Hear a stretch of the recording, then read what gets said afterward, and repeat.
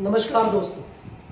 भिवानी शहर की मेयर के लिए इलेक्शन अब होने वाले हैं। जैसा कि ये घोषणा हो चुकी है कि इलेक्शन होंगे, और इसकी वजह ये है कि भिवानी में या हरियाणा में जब भी कभी चेयरमैन के इलेक्शन होते हैं तो जो एमसी बनते हैं उनके ऊपर बहुत दबाव होता है और बहुत ज़्यादा घूस ली जाती है, घूस दी जाती है, फिर कहीं जाकर चेयरमैन का इलेक्शन होता है। भिवानी का चेयरमैन का जो इलेक्शन है और चेयरमैनों का जो हाल है, एक्स चेयरमैन का भी और अभी जो चल रहा है उनका भी, वो हमसे छुपा हुआ नहीं है। बहुत ही बुरी स्थिति में हमारा भिवानी शहर जूझ रहा है रिगार्डिंग चेयरमैन के इलेक्शन के लिए।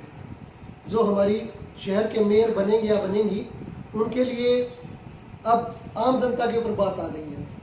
तो उसी धांधली भरे इलेक्शन के अंदर अभी एक और कैंडिडेट हमारे बीच आ गए हैं, और मैं सबसे पहले उनका स्वागत करूंगा। हमारे बीच में है मैडम इंदु शर्मा। इंदु शर्मा मैम, नमस्कार जी। नमस्कार मैम। हमारे दर्शकों को नमस्कार कर दीजिए। सभी को मेरी तरफ से नमस्कार। हाँ मैम, सबसे पहले तो मैं आपका धन्यवाद करूंगा कि मेरे सब्सक्राइबर बहुत कम हैं और मैं व्लॉग बनाता हूं क्योंकि मैं कोई न्यूज़ चैनल चला नहीं रहा हूं। बट मैंने मैम को कॉल किया, मेरे एक मित्र हैं राजेश जी, उनके थ्रू, और मैम को मैंने कहा कि मैम, क्योंकि मैं भिवानी का हूं और भिवानी की जो चेयरमैन के इलेक्शन जो चल रहे हैं उनको देखते हुए, क्योंकि अभी जो चलेंगे आगे और उससे पहले का जो माहौल है मैंने देखा है भिवानी में, और अभी जो काल है हम क्या देखते हैं मैम, न्यूज़पेपर उठाते हैं हमेशा, ये जो भी खबर आप उठा लो धांधली के ऊपर आती है। यूट्यूब खोलो धांधली के ऊपर है, टीवी चला के देखो, भिवानी हलचल या कोई भी न्यूज़ चैनल उठाओ तो उस पर भी धांधली की खबर चल रही है, यानी टोटली करप्ट होता जा रहा है इलेक्शन। तो ऐसे में आपका इलेक्शन में आना, आपको कहाँ तक लगता है कि आपको इलेक्शन में आना चाहिए था, और आना चाहिए है तो क्यों आना चाहिए? भिवानी की जनता इंदु शर्मा को क्यों चुनी? सर, भिवानी की जनता इंदु शर्मा को इसलिए चुने क्योंकि इंदु शर्मा जिस परिवार से बिलोंग करती है, जिस परिवार से आती है, वो एकदम साफ छवि का, बहुत निष्पक्ष, सही को सही और गलत के लिए गलत कहने वाला परिवार है। आम आदमी पार्टी से मुझे टिकट मिली है। पार्टी भी बहुत साफ छवि की है। पार्टी का भी यही नारा है कि भ्रष्टाचार हटाना है हमें सबसे पहले, और एक आम जनमानस तक सरकारी जो सुविधाएं हैं उस तक वो पहुंचानी है। आम जनता की भलाई के कार्य करने हैं, उनके विकास के कार्य करने हैं और उनके हितों के कार्य करने हैं। एक्चुअली मैम होता क्या है, ये चीज़ें पता नहीं क्यों नेताओं के मुँह से सुन सुन के हम लोग बहुत ज़्यादा, स्पेशली भिवानी की जनता और मैं पर्सनली भिवानी का नागरिक, बहुत ज़्यादा आहत हो चुके हैं कि लोग कह देते हैं, करते नहीं हैं। एक चीज़ से मैं एग्री करूँगा आपकी बात से, आपके परिवार की बात से, क्योंकि वासुदेव शर्मा जी को मैं पर्सनली जानता हूँ, भिवानी की जनता पर्सनली जानती है, और भिवानी के हितों के लिए और आम आदमी के हितों के लिए वो बहुत बार खड़े होते हैं, अपनी बात रखते हैं।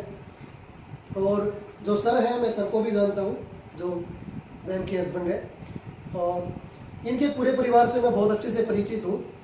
लेकिन एक छोटी सी चीज़ ये है कि मैम, भिवानी में सबसे पहली समस्या जो मुझे लगती है, जो लोगों को बहुत छोटी लग रही होगी, भ्रष्टाचार आप कैसे खत्म करेंगे? भ्रष्टाचार खत्म करने के लिए सर हमने बहुत सारी योजनाएं बनाई हैं, बहुत कुछ दिमाग में चल रहा है। अगर जनता ने आशीर्वाद दिया तो आप यकीन मानिए, मैं उनको सभी जो योजनाएं हैं उनको अपनी कार्यशैली में ज़रूर लेके आऊँगी। और पहले दिन से ही मेरी ये पूरी कोशिश रहेगी कि सबसे पहले हम नगर परिषद का जो ये सिस्टम है, जो ये पैसे का लेन देन है, जो भ्रष्टाचार है, जो छोटे छोटे कामों के लिए लोगों को चक्कर कटवाए जाते हैं, जो छोटे छोटे कामों के लिए लोगों से पैसे मांगे जाते हैं, सबसे पहले हमें इसी पे काम करना है। तो इसके लिए बहुत कुछ सोचा है। इसके लिए हम देखिए, सबसे पहले जो ये हाउस की मीटिंग होगी, नगर परिषद की जो मीटिंग होगी, उन्हें हम लाइव करेंगे। हर मीटिंग को लाइव करवाया जाएगा। आप नगर परिषद के पोर्टल पे कभी भी उस मीटिंग को देख सकते हैं, लाइव भी देख सकते हैं और रिकॉर्डेड भी देख सकते हैं। फिर हम पीडीआई के ऊपर काम करेंगे। पीडीआई के लिए लोगों को बहुत चक्कर कटवाए जाते हैं, बहुत उनसे पैसे मांगे जाते हैं, किसी से 10,000, किसी से 20,000, किसी से कितने, किसी से कितने। बिल्कुल सही बात। ये लोगों से मुझे बहुत सुनने में मिला है। बहुत से लोग ऐसे मेरी टीम में भी हैं, ऐसी महिलाएं जिन्होंने अपनी पीडीआई बनवाने के लिए मोटी रकम दी है और चक्कर भी बहुत काटे हैं।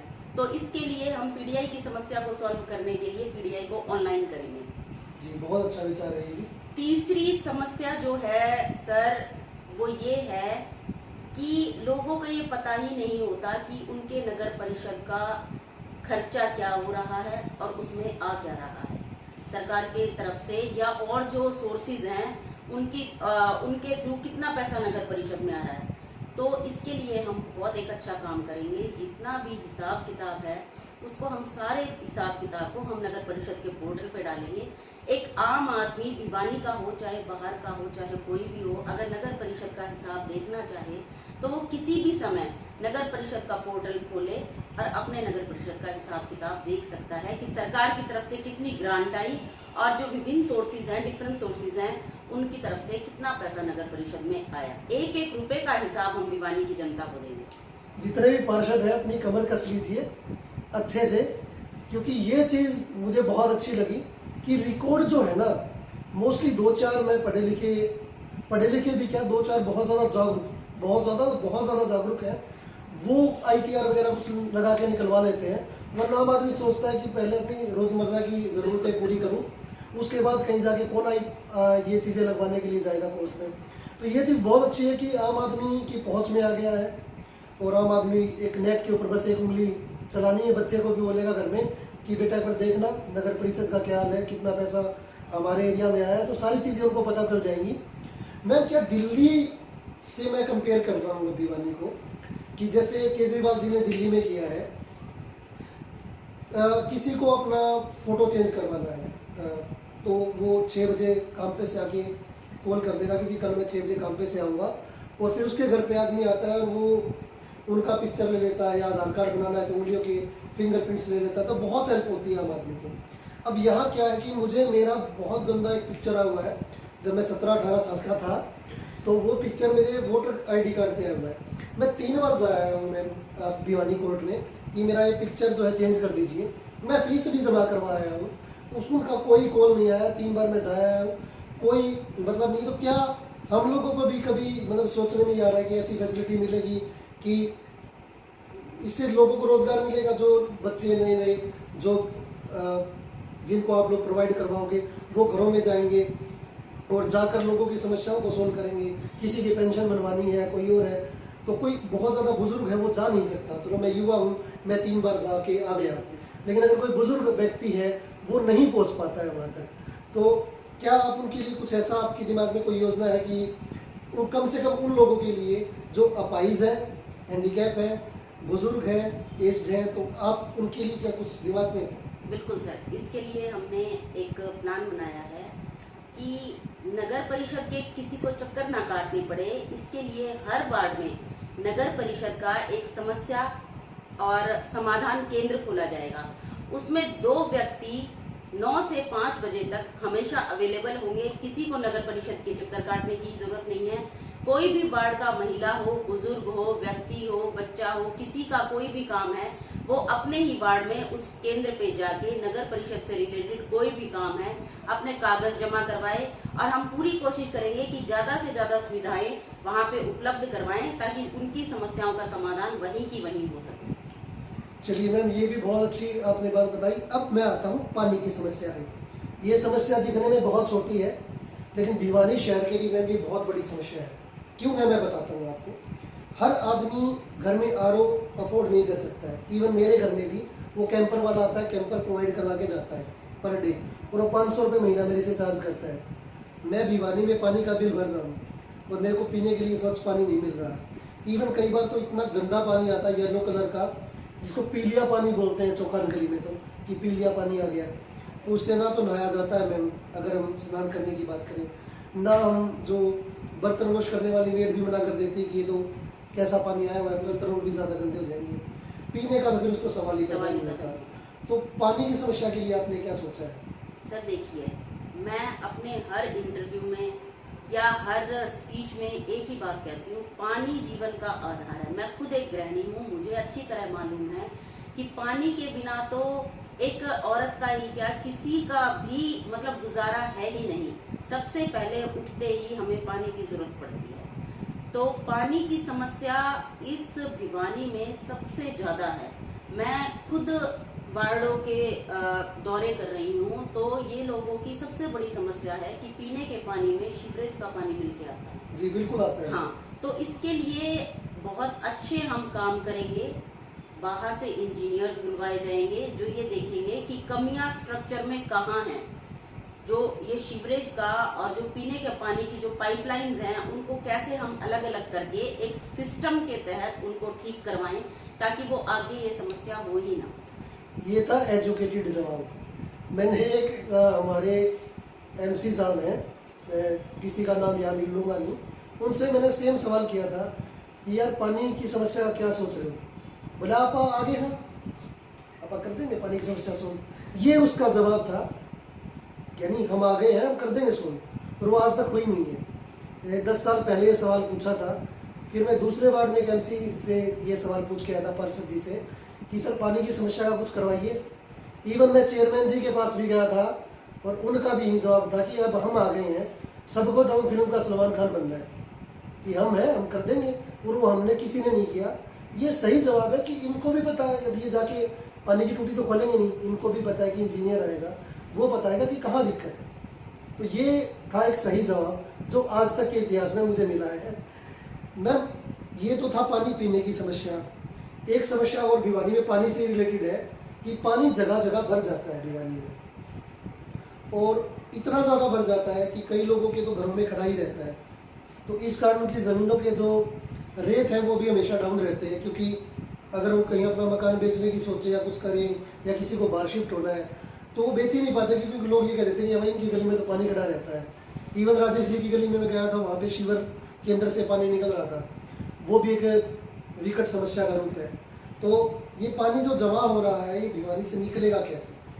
सर, इसको देखिए, ये पानी जमा इसलिए हो रहा है क्योंकि जो गलियां बनाई गई हैं, सुप्रीम कोर्ट का एक क्राइटेरिया है, गलियों की एक ऊंचाई का माप होता है। लेकिन ठेकेदारों ने क्या किया, अपनी मर्जी से कुछ भी डाला। ऊंची नीची ना लोगों के घरों को देखा गया, ना सुप्रीम कोर्ट का क्राइटेरिया देखा गया, ना उस एरिया की ये मैनेजमेंट देखी गई कि कितनी ऊंची गलियां होनी चाहिए, क्या इसका हिसाब किताब है। अपनी मर्जी से इन लोगों ने कंस्ट्रक्शन करा है, कहीं ऊंचा कहीं नीचा।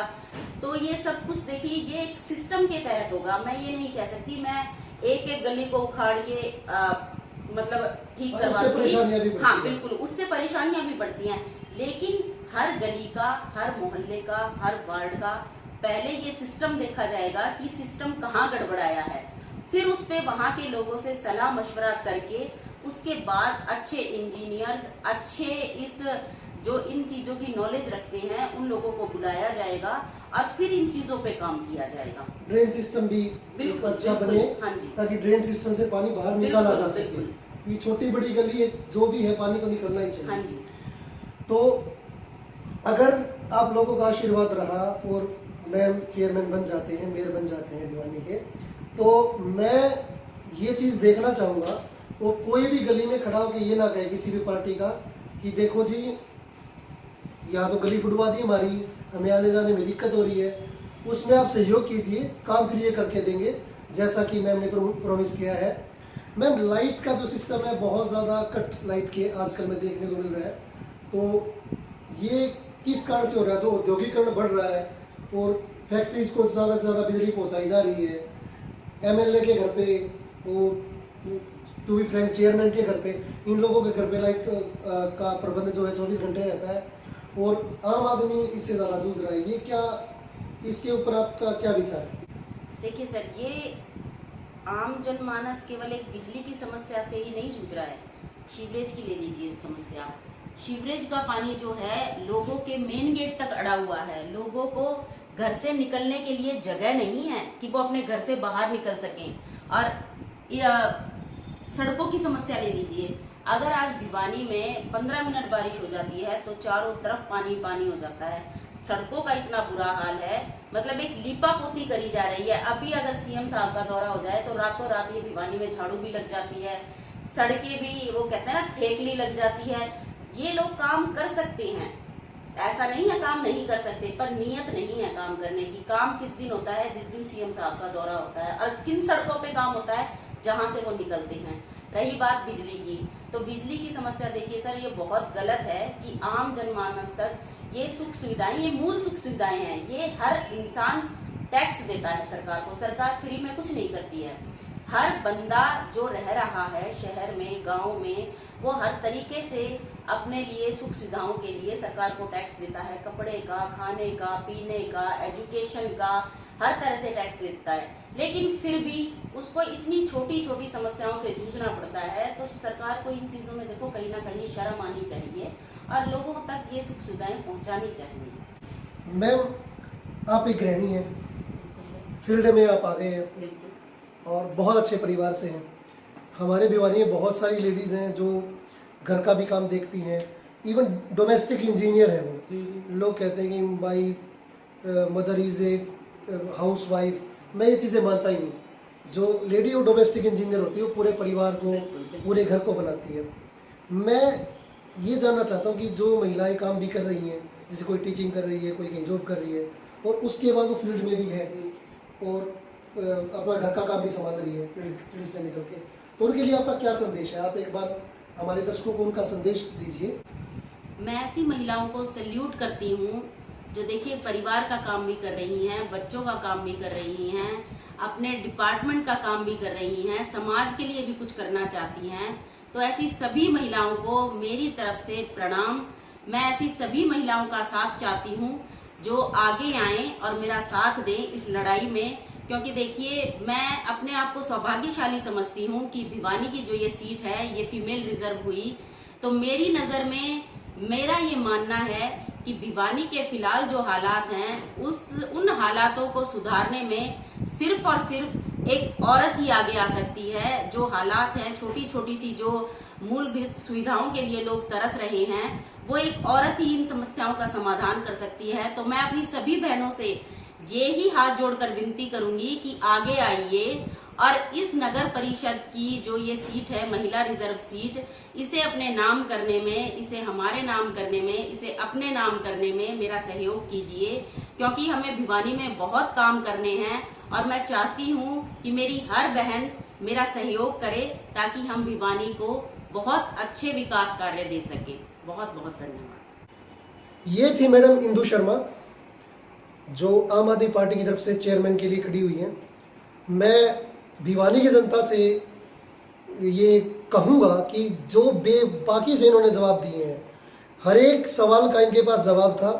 टू बी ऑनेस्ट, हमने कोई जो मीडिया होती है ना, जो बिक के सवाल पूछने आते हैं, वैसा कोई सिस्टम नहीं था। मैं भिवानी का निवासी हूँ, बहुत दिल से मैंने सवाल पूछे हैं। एक एक सवाल मेरे दिल से, मेरी आत्मा से आया है, मैंने पूछा है इनसे और इन्होंने भी बहुत ही अच्छे ढंग से, एजुकेटेड तरीके से, मतलब ये नहीं कि कोई भी लठमार जवाब दे दिया हो, बहुत ही अच्छे ढंग से सारे सवालों के जवाब दिए हैं। मैं पूछना चाहता हूँ भिवानी से कि क्या आप लोग अपने आप को अपराध मुक्त, क्या आप अपने आप को भ्रष्टाचार मुक्त, क्या आप अपने आप को जो पानी गड्ढों में भरा रहता है, गलियों में मकान डूबे रहते हैं, उससे बाहर देखना चाहते हैं? अगर हाँ तो जवाब मैम ने दे दिए हैं। फैसला आप लोगों के हाथ में है। अगर आप चाहते हैं कि आपकी समस्याओं को सुना जाए, ये ना हो कि पार्षद कहाँ गया, चेयरमैन कहाँ गया, वो चक्कर ही नहीं है। आप लोगों के लिए स्पेशल आदमी छोड़े जाएंगे। ये मैं नहीं कह रहा, मैम ने कहा है। कितनी सच्चाई है इनकी बातों में। अगर ये जवाब आपको चाहिए तो ये जवाब मिलेगा इस इलेक्शन में। मुझे जहाँ तक लग रहा है अभी तक की सबसे दमदार दावेदार चेयरमैन के इलेक्शन के लिए अगर कोई है तो वो है इंदु शर्मा। अगर हम किसी और से मिलेंगे तो उनके बारे में भी बताएंगे। बाकी मेरे व्लॉग में आज तक की सबसे ज़्यादा एजुकेटेड, दबंग अगर मैंने कोई महिला कैंडिडेट देखी है और मेरे जीवन काल में जिनसे मैंने बात की है तो इंदिरा गांधी के बाद मैंने इन्हीं को देखा है और ये मैं सच बता रहा हूँ। और आप लोग, अगर आपको अच्छा लगता है हमारा चैनल, इनके लिए आपके लिए मन में सवाल हैं जो मैं नहीं पूछ पाया तो वो सवाल आप कमेंट में पूछिए। I will definitely ask to her. मैं इनसे ज़रूर पूछूंगा वो सवाल। मैं दोबारा आऊँगा और पूछूंगा। ये वीडियो जल्दी से जल्दी आप लोगों तक पहुंच जाएगी। आप इसको शेयर कीजिए, ज़्यादा से ज़्यादा भिवानी में पहुंचाइए और मुझे बताइए और कौन दमदार कैंडिडेट आपको लगता है जिसका इंटरव्यू करना चाहिए। मैंने इंटरव्यू करके अपना काम पूरा कर दिया है, अब काम है आपका। अगर आपको इनकी बातों में थोड़ी सी भी सच्चाई लगती है तो टूट पड़ो बुरी तरह से इलेक्शन बूथ के ऊपर और अपने जितने ज़्यादा आप वोट दे सकते हैं दीजिए। आपको कुछ भी झूठ लगता है तो आप मैसेज कीजिए, आई विल डेफिनेटली रिप्लाई। मैं हर मैसेज पढ़ता हूँ। आज के लिए इतना ही। वासुदेव के घर से मैं अजीत भारद्वाज, टीम हरपाल के साथ, धन्यवाद।